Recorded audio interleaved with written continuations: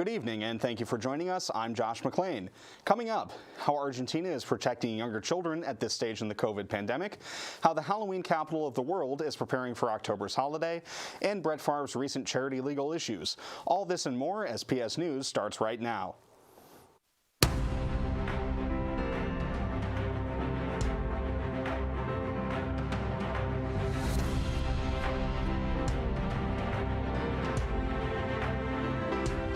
Happening around the world. Argentina's Buenos Aires province is now vaccinating children ages 3 to 11 against the coronavirus. The local health minister calls it a key step in COVID-19 preparedness. Local media report children will be getting the Chinese Sinopharm shot.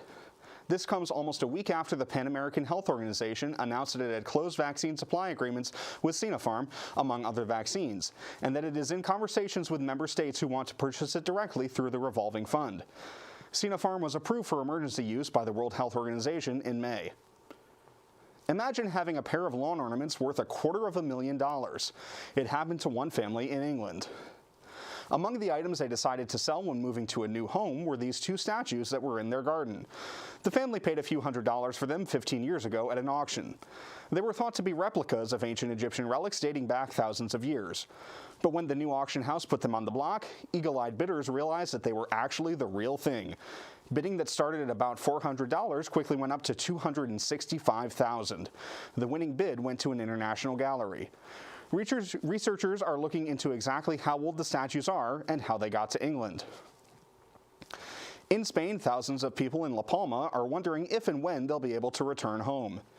This video, recorded Tuesday afternoon by the Geological and Mining Institute, shows how lava is moving on top of lava that spilled out previously. A geologist from the Spanish National Research Council explained that this creates a cold crust on the surface. Authorities are also tracking lava flowing from the volcano towards the Atlantic Ocean. If molten lava reaches the sea, it can create dangerous chemical reactions and toxic gas. And now let's take a quick look at this week's weather. Thank you, Josh. I'm PS News meteorologist. Let's take a look at these temperatures. So 68 for Owl's Head, bam. 69 for Vermontville, 68 for Danafora, and Osceola Forks with the 72, the highest here. I'm jealous. 69 for Plattsburgh, as well as St. Albans City, and 61 for Wilson. Let's take a look at the 5-day forecast. Weekend, not looking pretty. Monday and Tuesday, looking promising. And through all out that, the temperatures are dropping. Not good. Bundle up, because it's raining over the weekend. We aren't getting any sun. 69, 71, and lowest 59. Sunday, Monday, we're getting the sun back. Cloudy though, we aren't going to have it for a long while.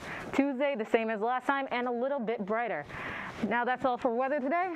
We will take a short, back to the desk. That's all for weather today. We will take a short break, and when we come back, we will take a look at the news around the nation. Fitty Sports has been serving its communities, local high schools, youth commissions, clubs, and other businesses since 1984. We specialize in trophies, screen printing, sporting goods, embroidery, office apparel, uniforms, hats, t-shirts, and more. Regardless of the size of your project, you will have the full participation and dedication of our design team. No job is too big or too small, keeping you involved every step of the way so that your vision is our design.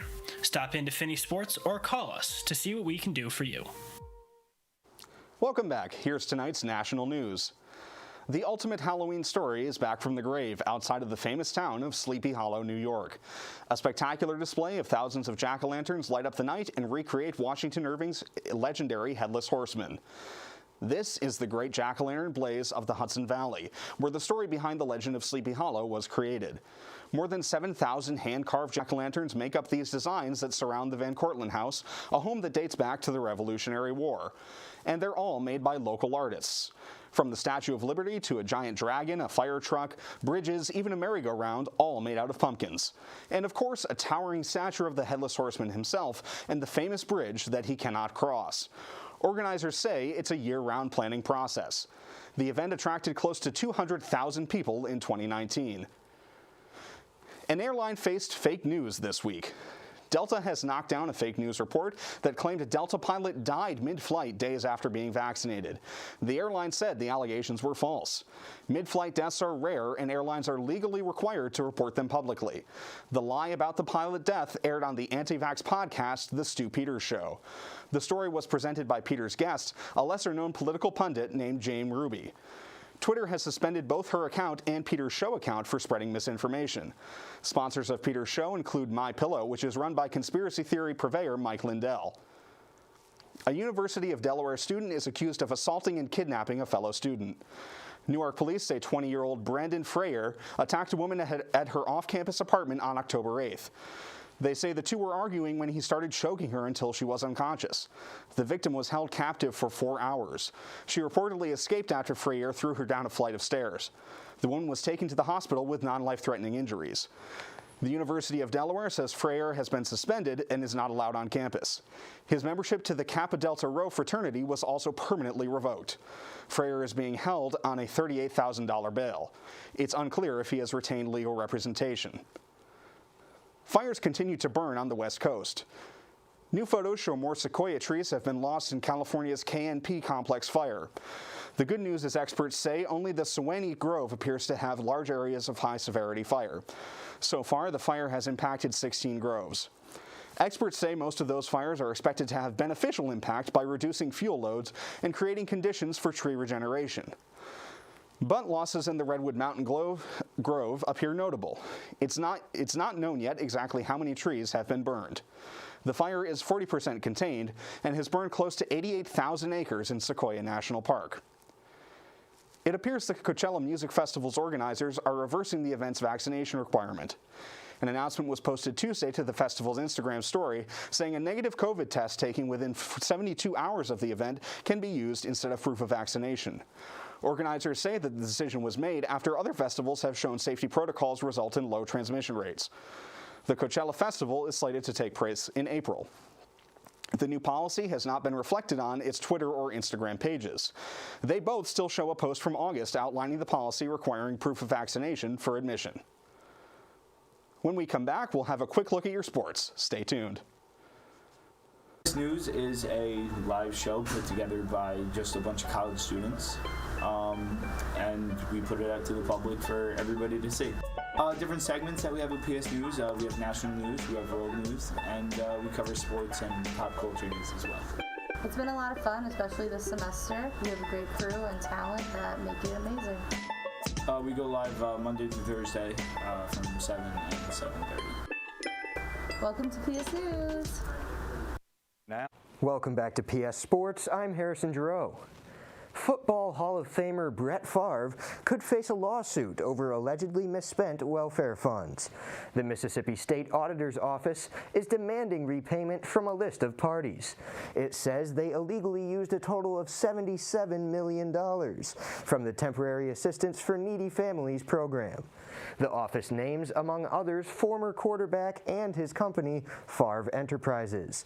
The auditor says they must repay $828,000 in 30 days or face a civil suit. Favre's agent didn't comment on this story by deadline, but Favre tweeted about the audit last year. He said he didn't know the money was misspent and would refund it to the state. A former Ohio State football player died in a house fire in Elmira, Ohio, early Tuesday morning. Firefighters arrived at an apartment building to find 27-year-old Devon Bogard inside, where he was pronounced dead at the scene. Bogard was an assistant football coach at Elmira High School. The cause of the fire is still under investigation, although firefighters believe it started near a couch in the living room. They say it doesn't appear to be suspicious. The fallout continues from uncovered emails former NFL coach John Gruden sent during his time as an ESPN analyst.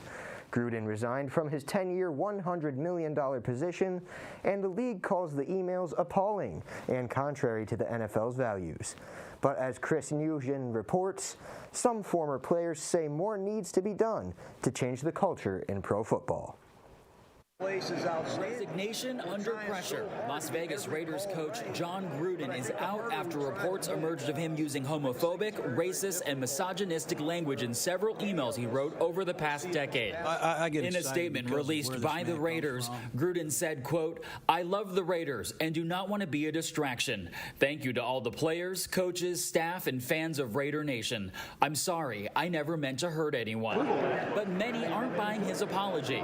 He's just always been a fraud to me. Never from day one, he's been a used car salesman.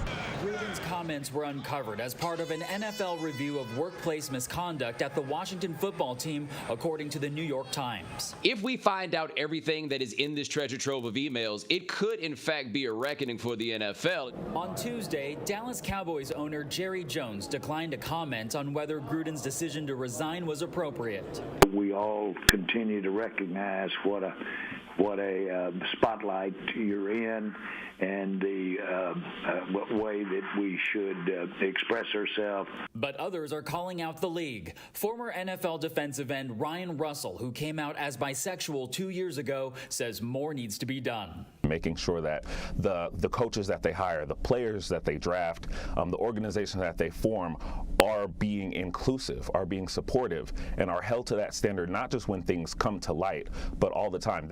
In Washington, I'm Chris Wynn reporting. That's all for Cardinal Sports tonight. Let's go back to the desk with Josh. Thank you, Harrison. And that's all the time we have for tonight. Whether you're watching from home or on the go, you can find PS News on the Plattsburgh State TV YouTube page and social media at Plattsburgh State TV. Have a good night, Plattsburgh.